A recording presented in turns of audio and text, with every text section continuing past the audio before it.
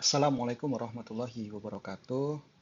Kali ini kita akan membahas perbandingan biaya operasional dan emisi karbon antara mobil konvensional dengan mobil listrik. Di sini saya memilih mobil berukuran kecil, bisa dibilang LCGC ya. Nanti kita akan lihat di slide berikutnya bahwa jenis mobil ini dikatakan untuk mobil dalam kota, kemudian memiliki biaya yang lebih murah atau bahkan mendapat predikat green car ya, low cost green car. Tapi seberapa hijau, seberapa ramah lingkungan yang bisa ditawarkan oleh mobil konvensional dengan mobil listrik ini, kita akan menjawabnya melalui video ini. Jadi dipilihlah salah satunya dari produknya Wuling REV. Nanti kita akan pilih yang long range dan kemudian kita pilih produk Ayla, Daihatsu Ayla dengan kapasitas mesin 1200 cc. Kita akan head to head manakah yang juara ya. Dan ini tadi kita sebut LCGC, low cost green car, bisa didapatkan dengan lebih terjangkau dibandingkan dengan kendaraan yang lain yang memiliki konsumsi bahan bakar lebih besar juga, tapi juga dengan cc daya yang lebih besar juga ya. Jadi di sini ada apa istilahnya, ada harga ada rupa. Kemudian perhitungan berikut ini hanya menunjukkan aspek operasional. Jadi bagaimana ia digunakan dalam keseharian, dalam bulanan sampai tahunannya. Tidak termasuk perawatan, ganti spare part, kemudian administrasi perpajakan, itu tidak masuk di sana ya. Jadi kita fokus ke operasional saja. Karena yang saya ingin bedah itu adalah pada aspek emisi karbon yang dilepaskan termasuk dengan biaya rupiah setiap kWh atau setiap liternya. Nah, sekarang kita perlu sepakat dulu untuk menetapkan asumsi operasional dari dua kendaraan ini, di mana asumsi ini bisa tepat untuk satu orang dan tidak tepat untuk orang yang lain. Jadi mungkin ada yang gaya hidupnya, kebutuhan dari daya jelajahnya dia mobilitas itu bisa sangat jauh atau bahkan bisa sangat dekat. Nah, di sini kita ambil untuk Senin sampai Jumat aktivitasnya adalah bekerja, maka mobil ini harus bisa mengantarkan dari rumah ke kantor pulang pergi 14 km ya. Jadi sekali jarak 7 km, maka pulang perginya 14 km. Kemudian Sabtu dan Ahad ini agendanya bisa diisi dengan hobi dan atau kegiatan keluarga. Ya, bisa keluar ke di luar rumah, pulang perginya 10 km. Kemudian untuk eh, hal-hal yang terjadi secara sesekali ya, ada perjalanan ekstra itu tiap bulan adalah 40 km. Nah, ini fleksibel bisa diakumulasikan di bulan depannya, misalkan misalkan di bulan normal tidak ada perjalanan 40 km, tetapi di masa-masa libur panjang atau lebaran itu misalkan mau mudik, perjalanan jauh antara luar kota, itu bisa dimasukkan akumulasi sekitar 40 km per bulan. Nah, ini kalau kita akumulasi, total jarak dari kebutuhan ya per bulan adalah mencapai 400 km. Untuk teman-teman yang ingin melihat ini secara rinci, tinggal di pause videonya, kita akan lanjut. Nah, kita sekarang fokus ke Ayla 1200 cc. Secara spesifikasi kita bisa periksa di website Daihatsu, ini berkapasitas tangki bensin 33 liter. Kemudian konsumsi bahan bakarnya berdasarkan hasil review banyak orang ya, itu sekitar 14 sampai 16 km per liter. Tentu ini dengan uh, berbagai variasi apa ya, gaya menyetir. Ada yang suka ngebut, sedikit-sedikit gas, sedikit-sedikit rem, otomatis dia akan lebih boros, jadi bisa lebih rendah dari 14 km per liter. Dibandingkan dengan Ayla 1000 cc, Ayla 1000 cc diklaim bisa mencapai 18 sampai 20 km per liter. Jadi efisiensinya memang berbeda. Nah, perlu diingat di sini dayanya lebih besar. Jadi tarikan gasnya lebih terasa, akselerasinya lebih cepat. Di sini kita ambil asumsi pertengahan antara 14 dan 16. Jadi asumsikan orang yang tidak kena macet, perjalanannya santai-santai aja, tidak harus mengharuskan dia buru-buru, maka kita gunakan 15 km per liter. Nah, dalam sebulan, konsumsi bahan bakarnya itu dengan jarak tempuh 400 km tadi dibagi dengan 15 km per liter. Hasilnya adalah 26,7 liter. Jadi kita dapat konsumsi per bulan. Nah, daya jelajah isi tangki ini FYI saja ya, bahwa kita punya tangki 33 dan konsumsi bahan bakar per liternya, kilometer per liternya adalah 15, maka tinggal dikalikan, maka dalam sekali isi tangki full tank ini bisa mencapai 495. Nah, sementara kebutuhan kita per bulan adalah 400 km, jadi tipis ya. Bisa dibilang sekali isi tangki full itu bisa digunakan untuk 1 bulan. Oke, lanjut.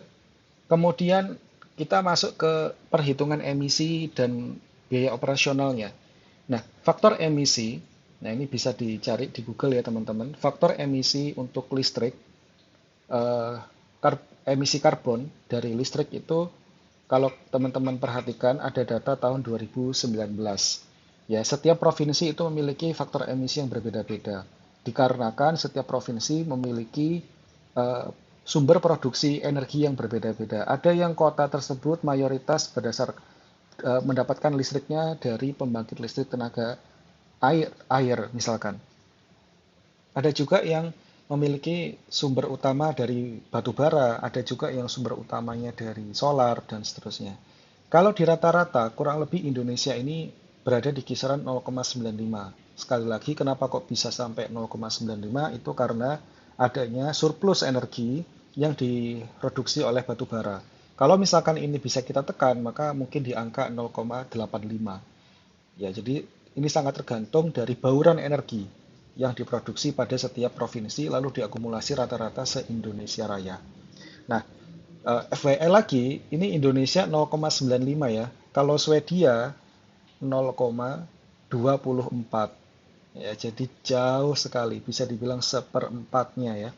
Seperempat atau sepertiga? Ya, seperempat ya, hampir seperempatnya dari yang diemisikan di Indonesia. Kemudian untuk emisi dari bahan bakar kendaraan, kalau ini adalah Pertalite, liter ya, satuannya adalah liter, maka ini sampai 2,4 kg karbon dioksida.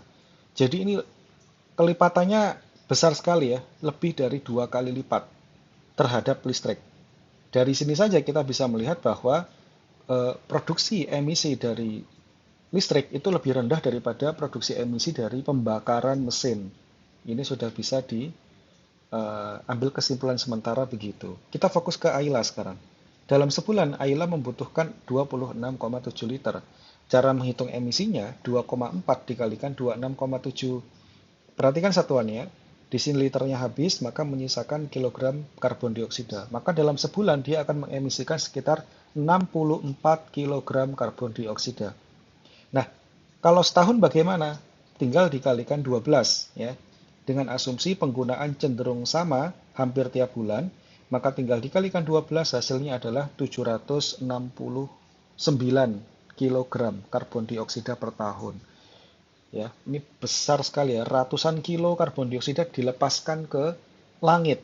Dan ini hanya untuk satu Ayla yang diklaim sebagai low cost green car, ya. Kendaraan yang hemat, kendaraan yang ramah lingkungan. Ini segini. Ini saya belum membandingkan Innova, Pajero, kemudian apalagi Fortuner, itu belum ya. Ini belum. Ini baru Ayla. Aylanya pun 1200 cc. Belum sama Avanza, Xenia, dan seterusnya. Nah, biaya operasional, gampang nih. Tinggal hitungan kilometer yang dibutuhkan per bulan tadi, yaitu kok 26,7 km, ini saya salah ya, ini 26,7 liter. Lalu kita tahu bahwa biaya Pertalite, nah ini karena masih mobil subsidi ya, misalkan pakai Pertalite, tentu kalau yang tidak subsidi sadar diri harus menggunakan Pertamax ya. Dikalikan dengan 10.000, maka hasilnya per bulan adalah 267.000 per bulan. Ya. Per tahunnya berapa? Per tahunnya adalah 3.204.000 per tahun. Jadi 3,2 juta per tahun. Ini untuk biaya operasional dengan asumsi 400 km per bulan. Nah, kita simpan data-data tadi. Sekarang kita lanjut ke perhitungan Wuling REV, long range. Di sini dikatakan di spesifikasi website berkapasitas baterai 26,7 kWh. Ini satuan daya. Kemudian daya jelajah secara kilometer itu mencapai 300 kilometer. Tetapi eh, kalau kalian perhatikan review dari YouTuber Ridwan Hanif, Wuling REV ini bisa sampai kondisi ekstrim, jadi betul-betul habis bis-bis, tidak bisa gerak maju lagi, itu 360 kilometer. Tapi ini selisih 60 kilometer ini tidak digunakan dalam kondisi real. Tentu orang ketika sudah sampai 290 kilometer itu sudah warning ya. Sudah warning untuk harus segera mengisi daya baterai. Jadi tidak mungkin dibiarkan sampai over 340 kilometer, tidak mungkin. Sehingga kita bisa menghitung efisiensinya untuk kilometer per kWh adalah 300 dibagi 26,7 sesuai yang tertulis di spesifikasi website. Maka konsumsinya efisiensinya 11,2 km per kWh. Nah, kemudian di sini kita untuk menghitung konsumsi listrik dalam penggunaan per bulan, yaitu 400 km, maka 400 km dibagi 11,2 km per kWh. Hasilnya adalah 35,7 kWh per bulan.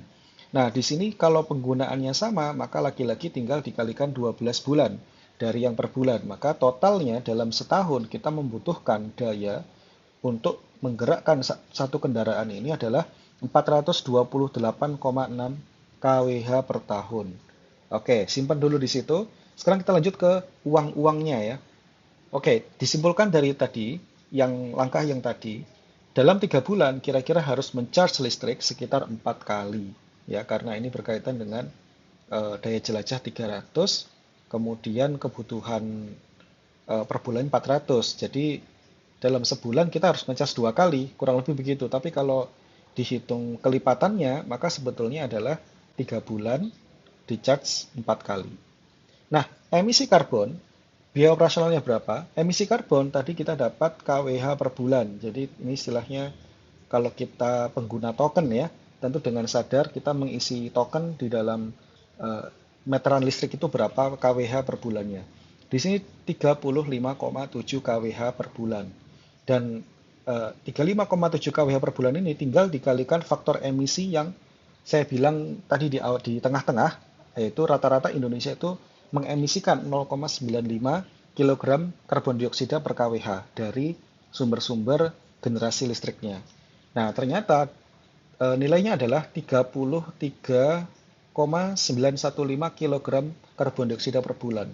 Lalu kalau kita kalikan 12, ya ini diakumulasikan sampai 1 tahun, maka mencapai 407 kg karbon dioksida per tahun. Nanti kita akan rekap, kita bandingkan head to head antara REV dengan Ayla. Nah, biaya operasionalnya bagaimana? Biaya operasionalnya tinggal mencatat kebutuhan kWh per bulan, yaitu 35,7 kWh per bulan, dikalikan dengan biaya rupiah per kWh. Di Indonesia, kita punya berbagai level biaya rumah tangga. Jadi ada yang kWh-nya itu 1.400-an, ada yang 1.700-an per kWh, ada juga yang lebih rendah. Tentu pengguna dari mobil listrik ini tidak mungkin rumah dengan daya 900 VA atau 450 VA. Pasti yang pengguna di atas 2.500, di atas 3.000 sampai 6.000. Jadi otomatis ini dapat harga yang mahal ya. Ini hitungannya mahal ya. Tidak terjangkau oleh masyarakat miskin. 1.700 per kWh. Maka biaya per bulan untuk menempuh jarak 400 km itu adalah Rp60.000. Ini menurut saya cukup mencengangkan ya. Karena ya 400 km itu jauh dan ini rupiahnya cuma 60.674 per bulan. Sekarang kita kalikan 12 bulan apabila penggunaannya memiliki tren yang sama. Jadi per tahun itu membutuhkan Rp728,79 per tahun. Ya. Sekarang kita masuk ke bagian kesimpulan. Kesimpulannya bagaimana? Ayla dan Wuling REV sama-sama menempuh jarak 400 km. Ayla akan mengemisikan 769 kg karbon dioksida, Dan Wuling REV akan mengemisikan bukan dari kendaraannya, tetapi berdasarkan dari generasi listrik dari setiap pembangkit yang ada tersebar di berbagai lokasi di provinsi tersebut. Itu 407 kg karbon dioksida. Bisa dibilang sekitar 2/3-nya, atau bahkan setengahnya, hampir separuhnya. Ya, hampir setengahnya. Sekarang operasional biaya bensin, ini kalau ini Pertalite, BBM, dan ini adalah listrik. Maka token listrik yang harus dibeli dari REV adalah Rp60.674. Tetapi bensin Pertalite membutuhkan Rp267.000 per bulan. Lalu bagaimana akumulasi per tahunnya? Maka dalam setahun, BBM yang diperlukan adalah Rp3.200. Dan untuk pembelian token listrik itu Rp728.79 per tahun. Ya. Jadi, siapakah juara ramah lingkungan antara keduanya ini? Silakan berpendapat ya. Apakah kita cukup melihat dari operasionalnya saja, ataukah ada aspek lain? Nah, mungkin kalian punya pendapat, silakan komentar di bawah. Sampai jumpa. Wassalamualaikum warahmatullahi wabarakatuh.